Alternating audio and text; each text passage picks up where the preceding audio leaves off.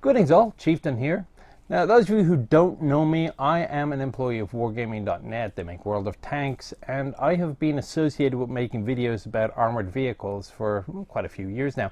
A lot of them are reviews of tanks, although I do the occasional history lecture as well, which is more or less where this is coming in.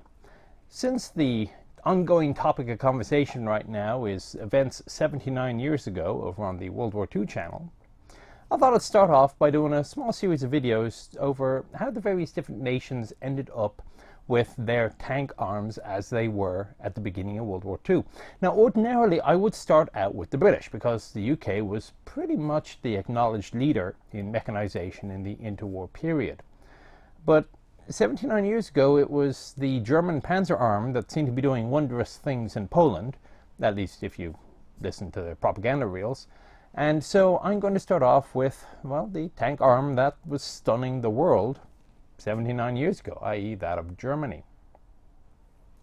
Germany's experience with tanks started off in 1916, October, when, after a couple of receiving ends, they decided that they ought to look into this technology and build a few. By April of 17, though, they changed their tune, because once they'd gotten over the original panic of what these things were doing to them, they realized actually these aren't so bad, because they're slow, they're unreliable, they're actually quite easy to knock out if you put your mind to it. Anti-tank rifles, artillery pieces, mines, dig a big hole. There's lots of different ways of dealing with tanks. So they decided to deprioritize this. Besides, the Kriegsmarine going, hey, we're building U-boats over here and we can strangle the British. And so between that and tanks, well, guess where the metal went? They changed the tune again, though, in August of 1918. They had the Black Day. Not a great week for the German army, and one of the problems was the British and French had started to figure out proper use of tanks, and well, the Germans were on the receiving end of it. They decided that they had made an error, and they really needed a lot of tanks, about 4,000 tanks. And we'll start taking delivery of them, please, in January of 1919. Thank you very much. Now, of course, they never got those tanks, but there you go. As can be expected, the German takeaway at the end of World War I was pretty much, well, they beat us, they must have gotten it right. What did they think? And so they looked at the French, and the French had concluded, perhaps not unreasonably, that the truth in modern warfare was all about firepower. The power was in the defense because you could sit down behind your entrenchments and your machine guns and artillery and just pummel away at anybody coming at you. If you wanted to take the offense, the only way to have a chance of doing it is with significant firepower. That was the takeaway that the German army had for about 2 years until General der Infanterie Reinhardt was replaced as the head of the German staff, or the Truppenamt. There were some minor details as to the technicalities of what things were named, but I'll use the conventional terminology for now. His replacement was a guy by the name of Colonel General Hans von Seeckt. If there is any one person most responsible for the amazing successes that the Germans had at the beginning of World War II, this is the man. Almost nobody's ever heard of him, which is a bit of a shame. Now, he had one or two slight advantages over perhaps some generals of other nations. One is that he was a product of the Prussian General Staff. And the Prussian military had this culture and tradition of self-assessment and improvement. And von Seeckt was no change. So what he did as soon as he got in charge was he started a whole series of studies, 1921, 1922, 400 officers of the German General Staff were involved in these. And they were basically going, to heck with the preconceptions, to heck with what anybody else thinks. We'll do our own assessment of what is modern warfare. What they came out with was the perhaps surprising conclusion that, you know, we were right. The nature of successful war has not changed since the 1870s. It's all about maneuver. It's all about positioning. Bewegungskrieg, the Germans called it. Basically, almost literally translates as maneuver warfare. Now, there was one other little advantage that the Germans had, in that the British and the French experience of World War I was basically sitting in trenches and machine gun people as they came over the top and hammering them with artillery. That was the experience, of course, of the Germans on the Western Front, but the Germans also had an Eastern Front against the Russians. And that was a lot more fluid, a lot more mobile. So there were some lessons to be learned there about warfare that weren't purely based on trench warfare. And the Germans obviously took quite a good look at this. In 1921, a new doctrine was published, Army Regulation 487, entitled Leadership and Battle with Combined Arms. Offense, flexibility, speed, and risk would be the watchwords. And the techniques that the German army used throughout its successful campaigns in 1939 and 1940 could trace their route back 70 years. Personnel management was modified to suit this. During the Great Drawdown after the end of World War I, great care was taken to ensure that only the best and brightest soldiers and officers were retained. If they had general staff education, so much the better. That gave you a leg up. The other leg up was if you had a technical education. And indeed, the German army would send officers off to get engineering degrees or postgraduate degrees. Foreign trips were also highly encouraged, and a stipend would be given out to officers to go abroad and see what was going on in foreign doctrine and technological development. Internal debate was encouraged. It was quite possible to argue the accepted line of thinking in the professional journals without killing your career, as long as it was done in a reasonably polite and respectful manner. That's not to say there weren't old reactionaries. The horse cavalry generals in particular were rather wedded to the idea of their horse and always thought that there was a place for it in the modern battlefield. Ideas varied from combined horse and tank units to motorized horse cavalry. Still, though some officers had great faith in the possibilities of the tank, there was a small technical hiccup in that, well, the tanks actually weren't all that good. Now again, the Germans didn't have tanks of their own in the 1920s, but off they went to other countries to see what they were doing. And although they had grand visions of massed tank units doing sweeping maneuvers to the enemy's rear, the reality was that even the fastest tanks weren't actually all that fast. They kept breaking down a lot, and oftentimes they simply ran out of fuel. And then the horses would just keep going by. This caused a bit of a split in German army thinking. Some of the officers said, let's make our doctrine around what we know that tanks can do when we actually get the tanks. The other half are going, okay, granted, the tanks don't do what we want right now, but I'm sure they will work out the bugs. Just look at the airplane between 1914 and now. How much improvement has there been in speed and range and reliability? Still, even amongst those that had faith in the improvement of the tank, a lot of them still thought it was just merely going to be an adjunct to the infantry. Because here's your problem.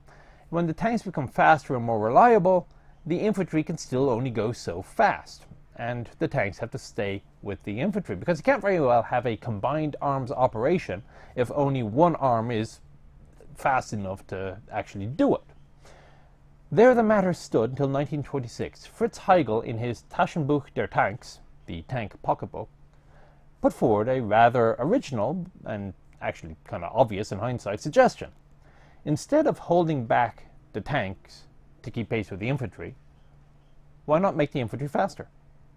And so he proposed that in order to keep up with the high-speed tanks, the infantry needed to be transported in high-speed tractors of their own.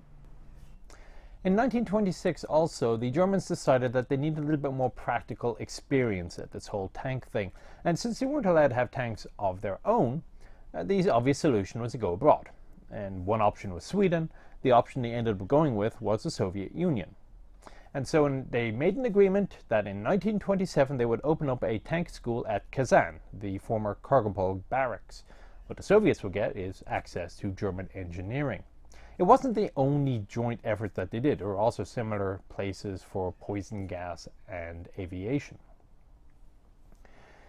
Of course, the idea to open the school still required tanks to be there, so the orders were placed for the first Gross tractors in 1927. These would, of course, take a little while to build. So when the school opened, the entire German contingent seemed to consist merely of a single German officer, an engineer, whose job it was to keep the buildings running. In 1928, the Germans had their first exercise with tank units, under their chief of motorized units, Otto von Stolpnagel. Now, of course, these tanks were merely Hanomag tractors with tank painted on the side of them, but it did give them their first taste of combined arms operations. As an aside, at about this time you also started seeing the first tracked fighting vehicles show up again. In this case, tank destroyers, known then as tank Zersteuer, such as a 3.7 centimeter tack gun on a Hanomag chassis. It is about the 1930s when they changed it from Tank Abwehrkanone to Panzer Abwehrkanone. In the meantime, work on the Großtractors continued, with 2 vehicles each being made by Daimler-Benz, Rheinmetall and Krupp. They were very obviously built to the same general specifications. They were about 16 tons, 6.5 meters long. They had a 7.5 centimeter gun in a rotating turret and a machine gun in a secondary turret at the rear of the vehicle. Although they looked a little bit ungainly with their over-the-top exposed return runs for the tracks, they could still do a good turn of speed of about 40 to 45 kilometers an hour. They were completed in 1929 and shipped off to Kazan, where they would be in testing for the next 4 years. These will be joined by 2 other tractors, the Klein Tractor, which was basically a derivative of the Carden-Lloyd carrier, and the Light Tractor, which in the form familiar to World of Tanks players was actually a 3.7 centimeter tack. The Light Tractor turned out to be something of a dead end, but great things lay in store for the Klein Tractor. In 1933, Krupp was notified that it would build a series of 150 of these Klein Tractors, known as Landwirtschaftliche Schleppers, agricultural tractors. Being non-combat vehicles of the German army, they would be painted an overall dull grey, as was standard for that type of vehicle. We shall return to those. The next important name to note is Oswald Lutz, and he was the inspector of motorized troops and was the man most responsible for German armor doctrine at the beginning of the war. In 1932, he started another series of exercises to develop his doctrine. By 1933, he was proclaiming that the panzer arm should be a branch of service equal to the infantry or the artillery. Also around 1932, the British started a new series of exercises, and of course the Germans sent observers over. Depending what branch these observers were, they came back with varying conclusions. For example, the infantry branch concluded that tanks are best used as an adjunct to the infantry, and they wanted them big, heavy, well armored. The cavalry branch went out and they saw, these could be useful. If we're going to have these things, they could be useful for reconnaissance. We want them small and fast and mobile. A new doctrine was published for the Germans in 1933. In this, they kind of split the difference. The tanks weren't going to be subordinated to the infantry. They weren't going to be tied to the infantry. But a great deference should be placed in the use of tanks to infantry needs. This did not sit well with Lutz, who was arguing for motorization and mechanization. He believed that only operational mobility would give the Germans a chance against its larger neighbors on both sides. He proposed the creation of light divisions. Now, unlike the modern terminology of a light division, which is basically leg infantry, what his idea was that they would sacrifice men and equipment in order to get everybody into motorized vehicles and keep them mobile. They can make up the difference by heavy use of automatic weapons. These light divisions will be able to keep pace with the tank units. The alternative proposal was something to give the tank units to the infantry divisions. And these would certainly have the advantage of increasing the fighting power of those divisions, but still, these are infantry divisions perhaps best suited for positional warfare. Beck, who was in charge of the army at this point, decided to split the difference. Some of the motors would go to the infantry divisions, and some of them would go to the light divisions. Lutz was having none of this, and indeed he was arguing for the creation of what was basically a small panzer division. 2 tank battalions, an infantry battalion, motorized artillery, reconnaissance detachment. In fact, he also went even further. He decided that instead of the old-fashioned way of splitting up the army into arms, instead they should be divided by mobility. So if he was going to be the head of the motorized troops, he would have under his command motorized infantry, tanks, motorized artillery.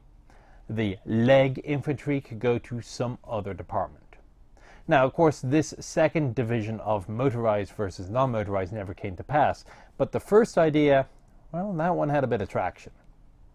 Indeed, there was one officer that observed that, well, before World War I, over half of the army was infantry. By now it was down to only a quarter of the army. If the infantry are only a quarter of the army, can that still be said to be the backbone of the army, and should we perhaps be looking at other arms? An interesting thought. The British manoeuvres of 1934 added a bit more grist to the mill, and for the German observers again, opinions varied often depending on what your preconceptions were. One cavalry officer reported that the British were asking too much of their mechanized units. Beck responded that, well, actually he didn't think the British were using the mechanized units enough. They didn't give them enough free rein. In the meantime, also in 1934, an order for Series 2 of these agricultural tractors was placed. These ones, however, would be built of battle steel and armed with machine guns, and they would later become known as the Panzer I. Now, at the time that I'm recording this, my Inside the Hatch video on the Panzer I, which has been filmed, has not yet been released. So if it's released by the time this is out, fantastic, go over, have a look. If it hasn't been, stand by, we'll get around to it. In 1935, the 1st Panzer Division exercises took place after the standing up of the 1st Panzer Division. The 4 gross tractors that had been returned from Kazan partook in these exercises. The 2 Daimler-Benz ones were pretty much out of the picture by this point. And an insufficient number of Panzer Is had as yet been delivered, so a large number of the tanks were actually ersatz tanks with the 1 series agricultural tractors with their open tops and all that. Still, an exercise is an exercise. Although if there's anything that was taught to the Germans by the exercises between 35 and 38, it was that this whole combined arms idea is a lot easier to talk about than it is to put it into practice. As an aside, the idea of the infantry keeping up with half-tracks came from a German officer who went to France, and he saw the Congress half-track and decided it was an idea that might be worth mentioning to somebody. Of course, they ran with it. Also in 1935, orders were placed for the first of the 100 series agricultural tractors. These would be armed with 2 centimeter cannon and would eventually be evolved into the Panzer II. Around this time, the Luftwaffe also enters the picture. Now, unlike situations that were going on in some other countries at the time, the German army were actively supportive of the creation of this independent equal arm. And for its own part, the Luftwaffe had no problems whatsoever in taking German staff officers in if it felt they needed them. Compare this to the situation going on, let's say, in the US at the time. Now, the Luftwaffe was not created to be a strategic air force in the Douai model, and, well, neither was it developed to be flying artillery, as is often thought. Instead, its roles were primarily air superiority and interdiction beyond the range that the German army could reach. So it was quite complementary in terms of warfare. It wasn't until the events of the Spanish Civil War that the idea of flying artillery or close air support was put into practice by the Luftwaffe. The Spanish Civil War was, of course, the first combat test of the Panzers, and these were mainly Panzer Is, a few Panzer IIs. For the German military, there were 3 major takeaways. The first one was, if you're going to be slugging it out, you need something a bit bigger than a machine gun. Although a special cord ammunition was developed, which allowed the Panzer Is to destroy T-26s at ranges of up to maybe 200 yards, the problem was that the T-26 drivers soon figured this out, and they sat 300 meters away, and they plinked away with the 45mm guns. Well, fortunately, though, this was something that the Germans had already figured out, so they were putting proper cannons in their next generation's vehicles, the 2 centimeter on the Panzer II, the 3.7 on the Panzer III. The next takeaway they got was that actually, in terms of proving our doctrine, this war is completely useless, because our doctrine is talking about massed maneuver of mechanized units, and that is not what is happening here. So in terms of proving whether or not our doctrine is correct, this was a complete and utter waste of time. The third takeaway was that, those magnificent men and their flying machines actually might be onto something here. And the experience developed with close air support resulted in the development of the 8th Air Corps. And this was, shall we say, the flying artillery that we became to know a little bit later.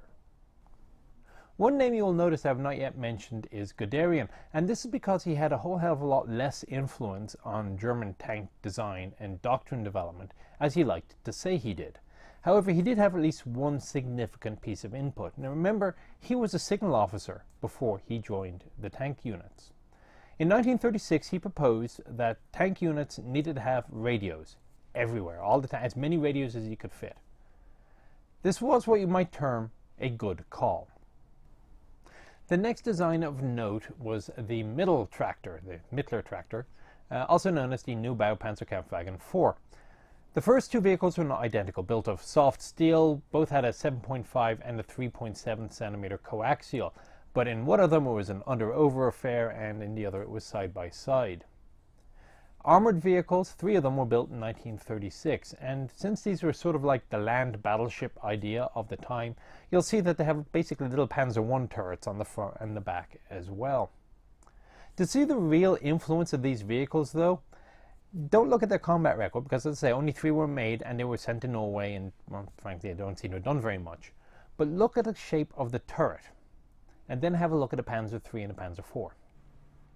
Now, if you want to have a look at the principles of tank design that the Germans had in the mid-1930s, look for a document by Wapru 6 in 1936. These are the guys that are basically the Vehicle Design Bureau of the German Army. And I'm going to grab my Doyle and Jentz, because I don't want to screw this up, and it's a direct quote. They're talking about here the philosophy for the Panzer III. If the 3.7 centimeter Panzerkampfwagen is held to the 18-ton weight limit, thicker armor protection can be achieved only by a weaker engine, lower speed, shorter action radius, fewer crew members, and decreased weapons capability. This would result in a new design that would hardly be suitable for operational employment. The priority requirements are good average speed, maneuverability, a large radius of action, and division of combat tasks amongst the crew. In consideration of the 8 or 18-ton weight limit, less value must be placed on armor. Now, if you're wondering, the weight limit comes from the capacity of the German assault bridges. Now, it's worth noting how these priorities compare to those that the Germans went up against, particularly the French at the beginning of the war. It's also perhaps worth noting that by the time that the Germans changed these priorities, they were going up against allies with vehicles that were probably closer to what the Germans thought was ideal in the 1930s than the Germans were getting themselves. This brings us to the last two of the German vehicles of the era, the Panzer III and the Panzer IV, by way of the Zugführerwagen and the Begleitwagen, which are basically just code names to cover them up. You look at the large turret shape of the Neubau Panzerkampfwagen I mentioned earlier, and you can see how they were applied to these two tanks to allow for maximum crew internal space and coordination. The Panzer III, of course, famously entered service with only a 3.7 centimeter gun. Now, it wasn't that the Germans thought that this was going to be adequate. They had always wanted to put a 5 centimeter in, but it wasn't until 1938 that the funds became available to develop such a gun. And because, of course, it takes time for one of these things to be developed, the H model, which was the first with the 5 centimeter, managed to miss not only the Polish campaign, but also the French one. The last of the vehicles, the Panzer IV, of course, this is also still fairly early on in its development period. And the C model, which was the latest available at the time of the invasion of Poland, still had its short little 7.5 and, well, frankly, not a whole hell of a lot of armor either. Now, these are both absolutely fantastic vehicles. Again, I've recorded inside the hatches for both the Panzer III and the Panzer IV, albeit later versions, but you can get a good idea for them. Just keep an eye out for when they finally get released. In fact, I'd go as far as to say that at the beginning of the war, the Panzer III was arguably the best tank in the world. And the fact that the Panzer IV was still such a viable vehicle in 1945, for a pre-war design, this is pretty much a testament to how good it was. When Germany invaded Poland, they had about 1,000 Panzer Is, 1,100 Panzer IIs, 100 Panzer IIIs, maybe 200 Panzer IVs in the force. This left a little bit of a gap in terms of medium tanks to be filled, and fortunately in 1938 a solution had been obtained. They simply annexed a neighbouring country that happened to have tanks and a tank manufacturing capability. And this brings us to the Czech Panzer IIIs. Compared to the German ones, the ones by Skoda and CKD were basically not as good. By the way, they would later become known as the Panzer 35T and Panzer 38T, but they were available and they generally worked. So about 100 of the Skoda tanks and maybe 60 of the CKDs were forced into service with the German military, and they partook in the invasion as well. I do not have inside hatch videos of these coming, I'm sorry to say, but who knows over time. two other developments in the world of tracked armoured vehicles are probably worth mentioning for the German army. And you'll note I am addressing the reconnaissance forces, and the stories of the 4-wheel, 6-wheel and 8-wheel armoured cars are actually quite interesting on their own, but I can only go so far. One of them is the development of the Sturmgeschütz, and this was proposed in 1936 by von Manstein. He wanted the infantry to have armoured support guns to help them out. However, the vehicles were not ready for prime time by the invasion of Poland. This may have been due to the vociferous objections of the Panzer Arm, particularly Guderian, who wanted no such vehicles to exist and instead wanted all the technical capability to go into panzers. The last thought I would put up is that of the Panzerjägers, the tank destroyers. In 1935, the Germans came up with the idea of a doctrine for these things, and I would direct you to my written article, Parallel Evolution. In this, they wanted vehicles that were lightly armoured, open-topped, at least as mobile as a tank, faster than a tank. There is a difference. And they would go around in massed units to a point of enemy armoured penetration. And this is really, really similar to what the Americans came up with 6 years later, which I guess I'll talk about in about 2 years. There were two significant differences with the Americans, however. First was in terms of the size of the units. The Germans wanted to go around in company-sized units. The Americans wanted to do this movement to the point of penetration in nothing smaller than battalion size. Hey, if you're American, go big. The other difference was that the Germans never actually got around to building any of these vehicles for a while. So although they did muck around with a couple of prototypes, the first unit to have self-propelled anti-tank vehicles didn't get stood up until 1940. This meant that during the invasion of Poland, the Panzerjäger Abteilungs, the tank destroyer units, were generally armed with towed 3.7 centimeter guns. There were a couple of units that had towed 8.8 centimeter guns, and a single company of Panzerjäger Abteilung 8 was equipped with self-propelled 8.8s on half-tracks. These would be used not only for tank destroying but also bunker busting. Either way, it puts rather paid the myth that's going around that the idea of using 8.8 guns in the anti-tank role was developed on the spot by Rommel when he was facing British Matildas. No, the Germans had figured it out before then. The story of the German campaign in Poland is probably best left either for another person or at least another day. Suffice to say, it was a learning experience for the German army. And once the nation had been conquered, instead of sitting around on their laurels high-fiving each other, or whatever it is that Germans do, they sat down in the tradition of the past few decades. They did a thorough after-action review. What went right, what went wrong. And good motivation was not, to my knowledge, one of the sustains. Instead, what they realized was logistics was perhaps a little bit weak. In fact, the German army almost ran out of ammunition. Had the campaign gone a little bit longer, they would have. Unfortunately, they still didn't pay enough attention to it, as events a couple of years later would attest. Other problems they determined was their organization was wrong, their training was wrong, their doctrine probably needed a bit of work. And what they did was, over the next few months, they sat down and tried to fix it. And so, as a result, the army that invaded France 8 months later was substantially different from that which invaded Poland. I'll probably come back to that in 8 months. In the meantime, as I said, brings us to more or less a conclusion here. War has started. We now know how the Germans ended up where they were with their Panzer Arm. And over the next couple of videos, I'm going to go around some of the other countries. I think the UK will be next. So in the meantime, again, if you're new to my channel, feel free to hop around and see what's there of interest for you. Otherwise, I hope you found it interesting and informative. I'll see you on the next one.